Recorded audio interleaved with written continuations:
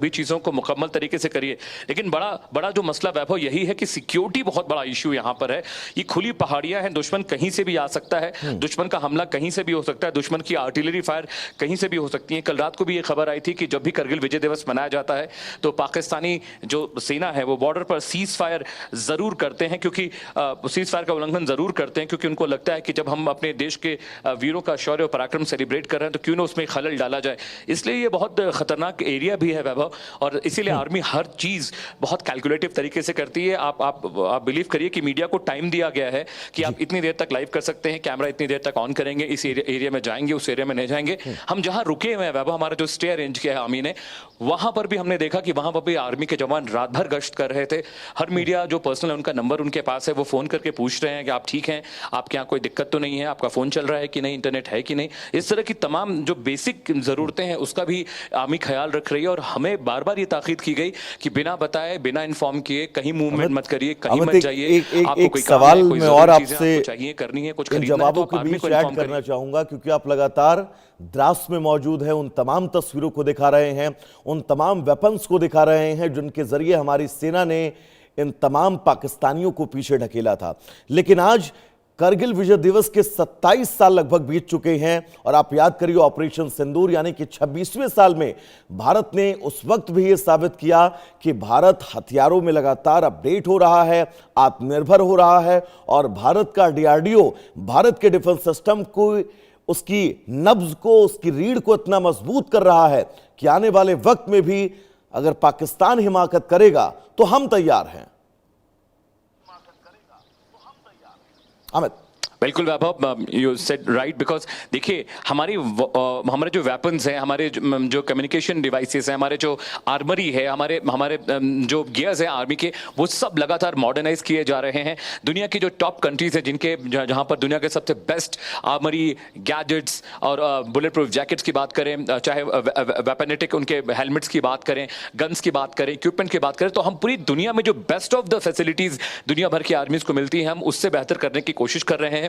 और अगर आप देखें तो आर्मी की जो वर्दी है उसमें भी लगातार तब्दीलियां हो रही हैं। 1 अगस्त से, जो मुझे पता चला, 1 अगस्त से आर्मी के जो वर्दी के प्रिंट्स हैं वो चेंज होने जा रहे हैं। यानी जो इंडियन आर्मी है उसके भी, एयरफोर्स के भी और नेवी के भी। अभी आप जो कपड़े देख रहे हैं, अभी जो प्रिंट आप देख रहे हैं, डिजिटल प्रिंट है वैभव, जो आर्मी के जवान आपको दिख रहे होंगे, ये डिजिटल कैमोफ्लॉग प्रिंट है, इसमें तब्दीली होने जा रही है। उनके कपड़ों की जो क्वालिटी है उसमें भी बहुत तब्दीली हुई है। यानी अगर बहुत ज्यादा गर्मी है तो भी कपड़े बहुत मुफीद रहते हैं, बहुत ज्यादा ठंड है तो भी कपड़े मुफीद रहते हैं। तो आर्मी के कपड़ों में लगातार तब्दीलियां हो रही हैं। आर्मी के जो ड्रेसेस हैं, उनके जो गियर्स हैं, उन सब चीजों पर लगातार इंडियन आर्मी डीआरडीओ काम कर रहा है।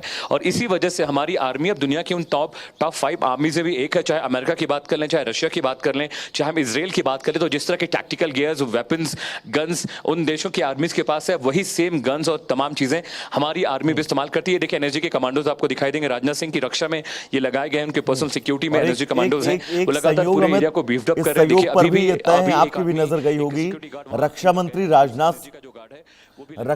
राजनाथ सिंह का लोकसभा क्षेत्र लखनऊ है, और लखनऊ में ही ब्रह्मोस के टॉप वर्जन की जो है वो लगातार खेप भारतीय सेना को मिल रही है।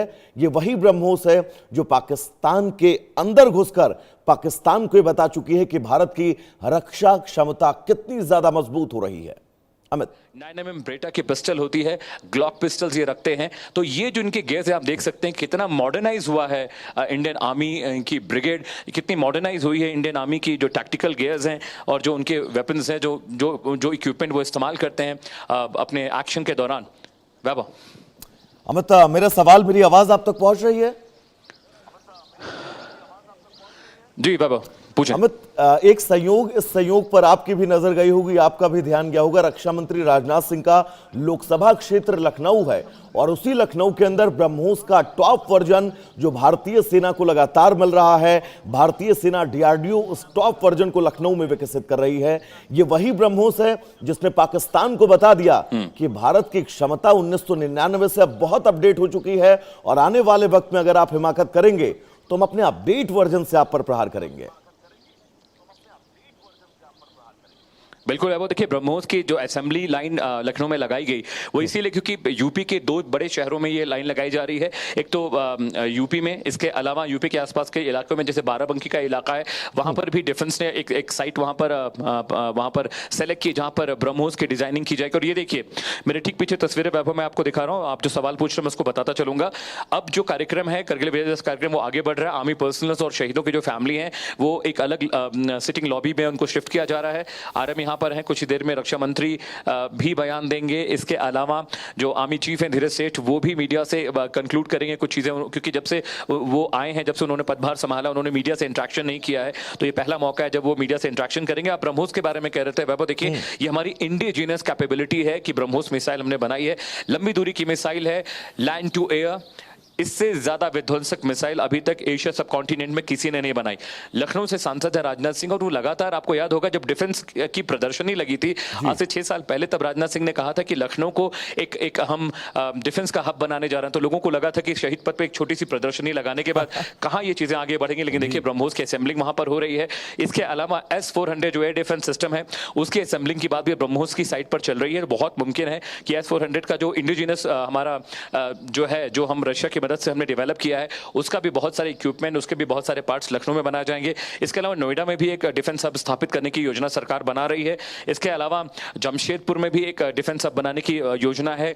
करगिल में भी सरकार लगातार कोशिश करिए कि यहाँ पर जो असेंबलिंग है वेपन्स की उसको शुरू किया जाए, क्योंकि जो वेपन्स हैं वो अलग अलग इलाकों से द्रास, बटालिक और करगिल पहुंचते हैं, जिनको आने में बहुत टाइम लगता है। तो इंडिजिनस तरीके से डेवलपमेंट की बात चल रही है और ब्रह्मोस सबसे बड़ा माइलस्टोन होगा आने वाले वक्त में भारत के मिलिट्री इतिहास का, क्योंकि करीब दर्जन भर से ज्यादा देशों ने ब्रह्मोस खरीदने की पेशकश की है। हमारे एक और एयर डिफेंस सिस्टम जिसको हम अस्त्र कहते हैं उसको भी बहुत सारे देशों ने खरीदने की बात की, जिसमें कि अजरबैजान, इंडोनेशिया और जैसे देश हैं। और ये एक बहुत बड़ा एक कहा जाए तो भारत के लिए एक बहुत बड़ी खबर है, क्योंकि जो इंडियन एयर डिफेंस सिस्टम है वो भी लगातार अब बड़ा हो रहा है। हम भी दुनिया के टॉप 5 मुल्कों की तरह अब अपने वॉर वेपन्स को दुनिया भर के देशों तक पहुंचाएंगे। बिल्कुल, क्योंकि आप जिस जगह पर मौजूद हैं उस जगह पर लगातार बोलना, क्योंकि हवा का दबाव बहुत ज्यादा है, ऐसे में वहां पर बोलना थोड़ा सा मुश्किल हो सकता है, लेकिन उसके बावजूद भी आप लगातार एक एक जानकारी दर्शकों तक पहुंचा रहे हैं। अमित, एक बार आज के कार्यक्रम क्या कुछ है द्रास में विस्तार से हमारे दर्शकों को समझाइएगा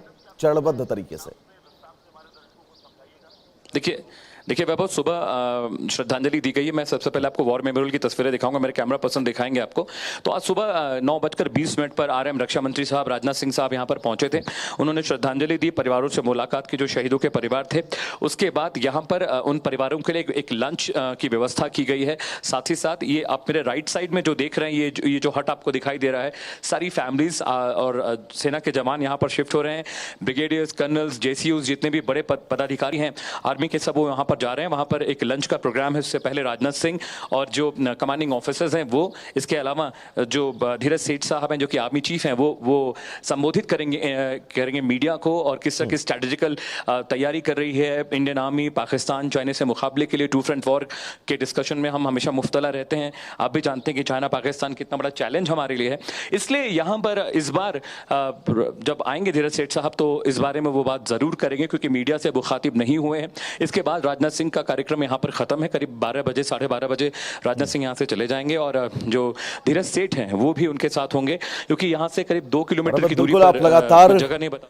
अपनी नजर तमाम कार्यक्रमों पर बनाए रखिएगा। फिलहाल अमित, आपका बहुत बहुत शुक्रिया।